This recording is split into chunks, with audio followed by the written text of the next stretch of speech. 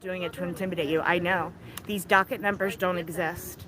They just wanted to show that they know my record and they know my name and they know my address. Well, Jess, they do exist. I'm showing one there now. We'll come to that in a bit later because we have to deal with Anthony Wicklace, who had a court hearing concerning his other case, the vehicular accident, and he's done another plea deal. Looks like he pled to charges 1 and 3. So that is criminal vehicular operation, substantial bodily harm, gross negligence, which is a felony, and criminal vehicular operation, bodily harm, gross negligence, which is a gross misdemeanor. The accident was the 20th of August last year, and he will be sentenced on the 17th of August. I was just in the Doylestown courthouse. Now on to a bit of stupid. Riot girl.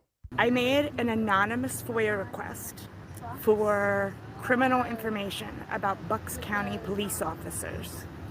And I made it anonymously. I think it's fairly obvious that an anonymous FOIA request would be made anonymously, but she needed to explain that. And I just gave the clerk of courts my email address. So I waited to get the response, and he responded. And he said, "Dear," and then he used my full first and last name when I made the request anonymously. Jess hasn't realised that the minute you poke the bear is likely to bite back. No doubt the courthouses in the area were informed of your identity after you got put into cuffs the other week. With the piercing, the teeth, and the cleavage, you aren't hard to identify. So I would like to know why the clerk of courts has enough power to do that. Like, who helped him figure out who I was? I made an anonymous FOIA request, right? Okay, so first he does that to intimidate me.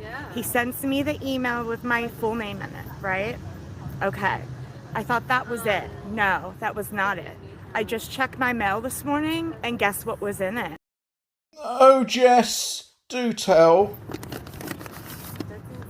This. Dear I'm not going to say my name. Oh, I've overdone this. But there's more, so, and I know that, and I'm not letting you know that today. Perhaps this Englishman works for a 3-letter agency. I'm required to attend a hearing on August 1st at 9:45 a.m. to discuss my financial obligations to Bucks County. And then there's 2 docket numbers listed. I tried to Google them. I tried to put them through the judicial search for our state. They don't exist. Oh, but they do, and I found them, and it took me about a minute. And that included logging on to my US proxy. But interestingly enough, the 2 dates are the 2 charges I've ever had on my record. So yeah, I got something in 2001 and then something in 2007. That's my whole record. That's it. 2 things on it. But anyways, he sent me this in the mail and said I have to come to court.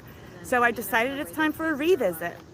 I am back with Doylestown Courthouse, and this time no one told me that I couldn't film, but a woman inside decided she was going to put her hands on me, and so you'll see all that.